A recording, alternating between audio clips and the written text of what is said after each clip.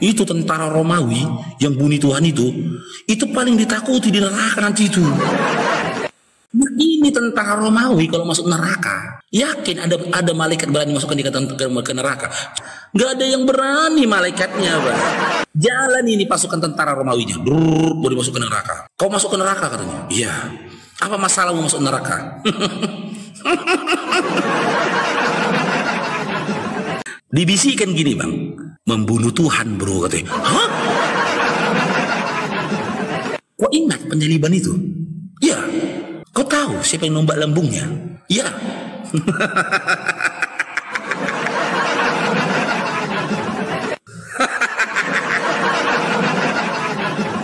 Kabur malaikatnya, Bang. Berarti kan yang tergantung di kayu itu tak bercelana, kan Tuhan itu yang tergantung tak bercelana.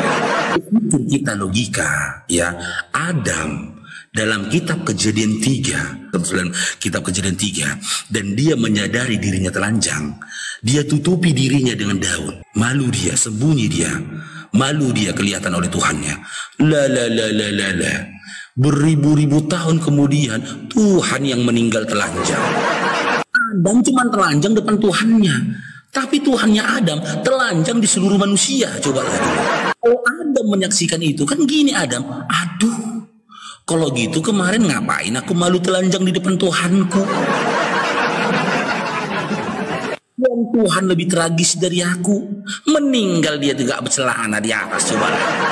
Kan Tuhannya Bani Israel itu memerintahkan untuk membunuh orang Amalek. Jangan ada belas kasihan kepadamu.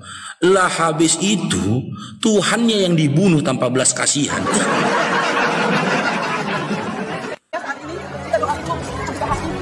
Ya ampun Bu, jangan begitu dong Bu. Saya dengar Bu. Kenapa? Siapa tahu Bu, dia pakai kerudung bisa pakai tangan ya Bu.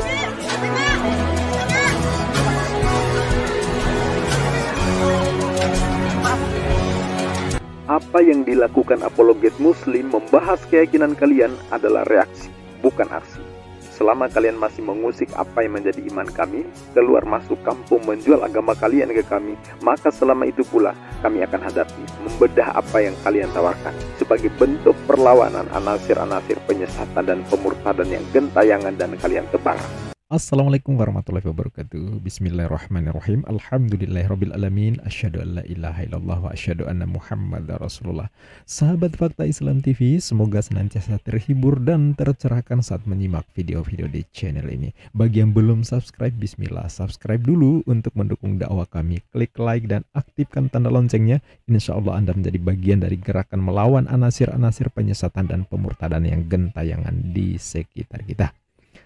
Saudaraku muslim, ini video narasi logis mualaf cerdas Farouk Sianipar yang bikin para apologet oten termasuk bom-bom gak mau debat dengannya.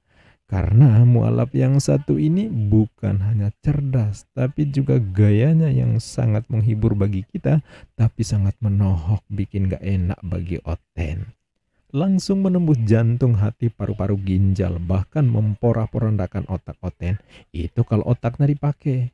Kalau otaknya dibungkus pakai plastik dogma, doktrin, percaya aja Anda selamat, jangan gunakan akal sehat biar nggak bertanya kenapa 3 pribadi Tuhan harus dihitung satu. Yang sampai kapanpun akan tetap membulet dan blunder. Ya nggak apa-apa, jadi hiburan kita juga kan. Manusia yang berdosa tapi Tuhan yang dihukum mati. Apa nggak kurang adab tuh? Tuhan mereka hukum mati biar dosa mereka dihapus. Padahal yang menetapkan dosa atau suci dari dosa, ya Tuhan itu sendiri. Yang berakal sehat kira-kira bisa nggak menerima? Ya?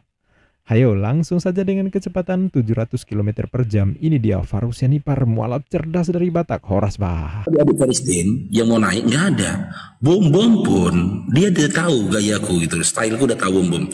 Diajak PK nggak berani bom-bom itu, nggak mau bom-bom. Farouk ini seram kali ini mulutnya. Bom-bom, ajak bom-bom itu. Berani nggak dia PK sama aku? Habis. Makanya aku bilang sebelum dimulai PK-nya, aku bilang buat adik-adik Kristen, sebelum aku mulai narasiku, siapkan obat jantungmu. Setidaknya pegang jantungmu. Karena aku takut pindah ke belakang dia. Itu full data. Kita berbicara dengan data. Makanya di ujungnya kalau dibilang minta maaf, saya tidak akan minta maaf. Karena apa? Karena yang saya sampaikan adalah kebenaran. Kebenaran apa? Kebenaran berdasarkan apa yang tertulis dalam Bible kalian. Roma 14 nomor 9, untuk itulah dia mati lalu bangkit untuk menjadi Tuhan. Berarti kan yang tergantung di kayu itu tak bercelana kan Tuhan itu yang tergantung tak bercelana. Itu kita logika ya. Adam dalam kitab Kejadian 3, kitab Kejadian 3, dan dia menyadari dirinya telanjang. Dia tutupi dirinya dengan daun. Malu dia, sembunyi dia. Malu dia kelihatan oleh Tuhannya. La. Beribu-ribu tahun kemudian Tuhan yang meninggal telanjang. Adam cuma telanjang depan Tuhannya, tapi Tuhannya Adam telanjang di seluruh manusia. Coba lagi. Kalau Adam menyaksikan itu kan gini Adam, aduh, kalau gitu kemarin ngapain aku malu telanjang di depan Tuhanku? Dan Tuhan lebih tragis dari aku, meninggal dia tidak bercelana di atas. Coba lebih marah dia lagi dari aku. Aku telanjang masih malu, masa Tuhan telanjang nggak malu? Bisa falasi itu teman-teman, nggak masuk akal gitu loh. Adam yang ciptaan saja malu dia kelihatan telanjang di depan Tuhannya. Lah Tuhan yang menciptakan Adam, masa nggak malu dia telanjang di depan ciptaannya? Gimana itu? Masuk akal gitu loh. Belum lagi kalau kita lanjutkan di kitab Bilangan dan juga kitab Samuel itu tadi, Tuhan memerintahkan manusia pembalasan terhadap orang-orang Midian kan gitu, untuk membunuh mereka semua tanpa belas kasihan, dan juga orang Amalek. Kan Tuhannya Bani Israel itu, kalau kita kaji sejarahnya dan kita baca dari kitab ayat sebelumnya, kan Tuhannya Bani Israel itu memerintahkan untuk membunuh orang Amalek. Jangan ada belas kasihan kepadamu. Lah habis itu Tuhannya yang dibunuh tanpa belas kasihan. Itu ceritanya kayak mana?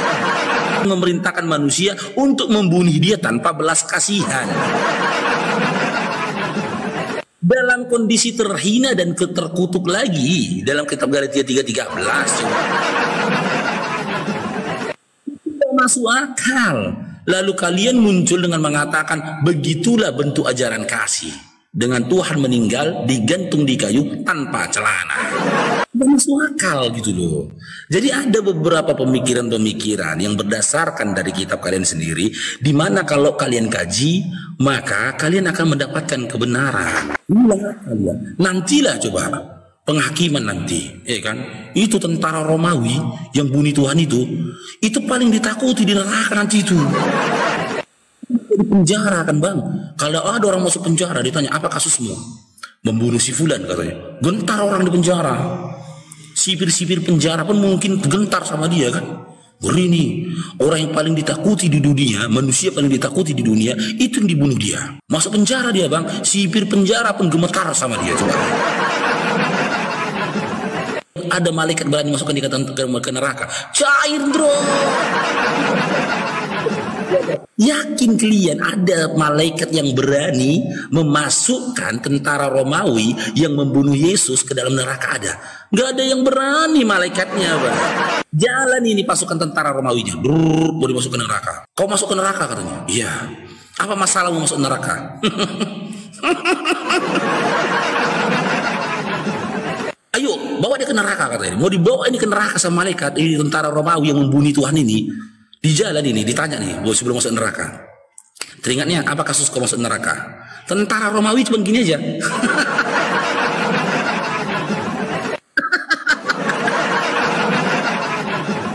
Ketawa kau. Apa masalah kau masuk neraka? Sepele. Masalah sepelenya. Apa masalah sepelenya? Cuman gitu bang tentara Romawinya. Ngotot lah malaikat ini kan. Dah, kau ngomong kau betul, ku hantam kau nanti. Apa masalah kau masuk neraka? Dibisikkan gini bang, membunuh Tuhan bro katanya. Hah? Kau ingat penyaliban itu? Ya. Kau tahu siapa yang nombak lambungnya? Ya.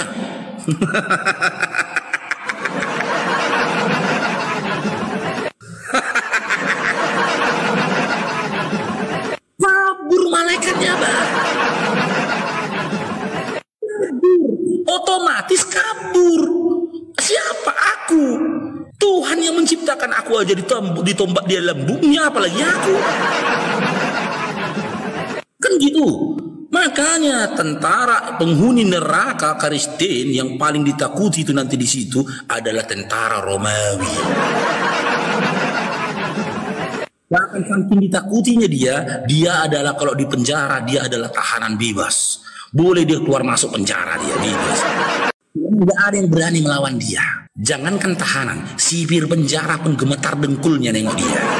Karena yang dibunuh dia manusia terkuat di dunia, manusia terhebat di dunia. Konon lagi tentara Romawi yang dibunuhnya Tuhan. Lah dia, bosan dia nanti di neraka ini. Bosan pun aku, kata si tentara Romawi. Bosan pun aku. Mau kemana kau? Kata malaikat penjaga nerakanya. Mau main-main bentar aku ke surga. Berani malaikatnya bilang jangan. Hah? Kalau bilang malaikatnya gini, jangan. Apa kau bilang? Jangan. Apa kau bilang bro? Apa kau bilang? Jangan. Apa kau bilang? Berani kau menahan aku? Berani kau melarang aku? Kenapa rupanya? Enggak tahu kau siapa yang nombak lambung Tuhanmu, katanya. Aku, katanya. Lari tuh biru-biru malaikatnya. Lari tuh biru. Tidak ada malaikat yang berani menjaga neraka jadinya. Karena di dalamnya ada pembunuh Tuhan. Itulah nggak masuk akalnya ajaran kalian. Nah itu dia, yang menjelaskan itu mantan Kristen ya, sekarang udah masuk Islam.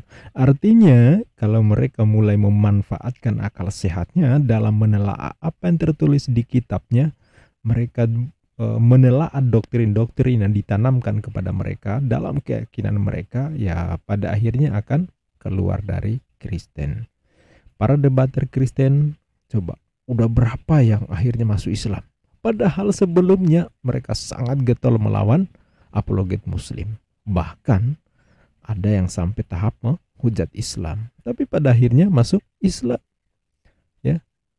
Padahal tak ada satupun debater Muslim yang masuk Kristen. Kenapa? Lagi-lagi problem akal sehat. Di Islam, gunakan akal sehat dalam memahami ayat. Jika kurang paham, tanyakan kepada ahlinya. Kaji dari pihak yang memang ahli di bidangnya.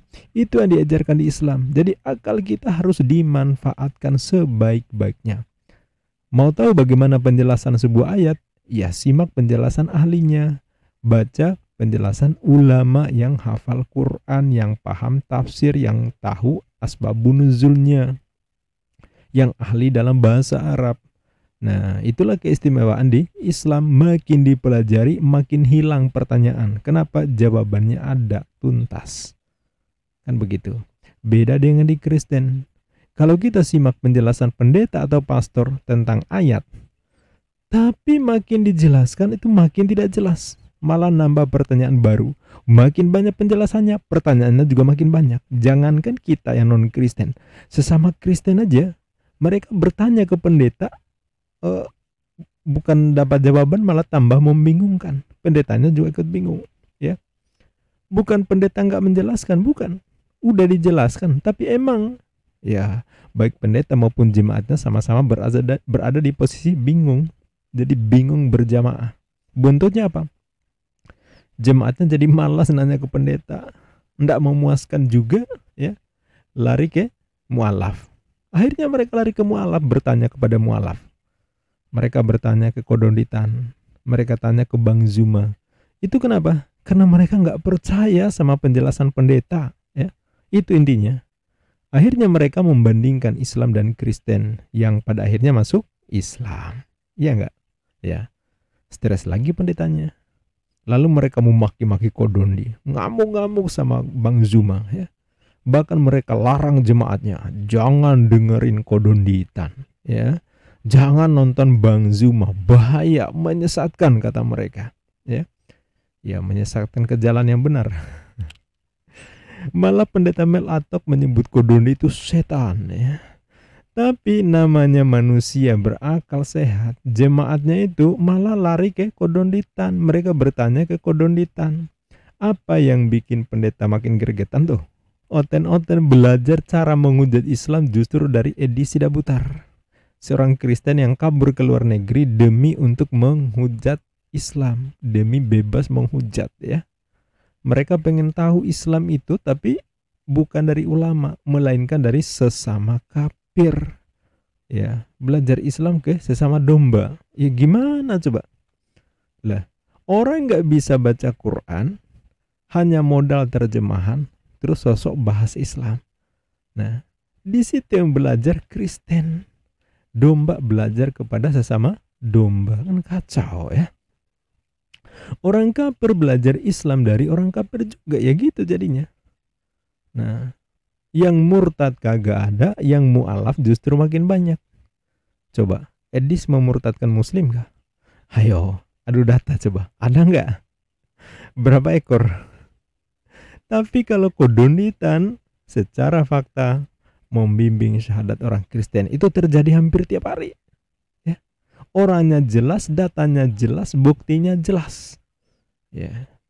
Bahkan tidak bisa diproses bersyahadat masuk Islam kalau datanya, identitasnya belum disertakan. Ya. Itu pun masih ditanya, apakah kamu yakin? Apakah kamu mengimani bahwa Allah adalah satu-satunya ilah yang layak untuk diibadahi? Dan Nabi Muhammad adalah Rasulullah. Ya kan? Setelah betul-betul yakin, tidak keraguan, rukun iman, rukun Islamnya aman, baru bersyahadat. Ya. Itu fakta jelas, dapat dipertanggungjawabkan, dapat dilihat. Nah, kalau yang oten gimana? Rame-rame pada ngaku murtadin, buat nyari fulus, nyari donasi, tapi aslinya nggak pernah muslim. Masa ngaku dulu ustadz, guru ngaji, tapi sholatnya kagak ngerti, baca Qurannya pakai lafaz huruf Latin, kan dablek nih. Ya, lalu ngeles, udah lupa. Ya emangnya kalau murtad terus itu bikin orang lupa ingatan ya. Kalau gitu gangguan jiwa ya. Tapi ada benarnya juga sih. Kalau nggak gangguan jiwa kan nggak mungkin murtad ya.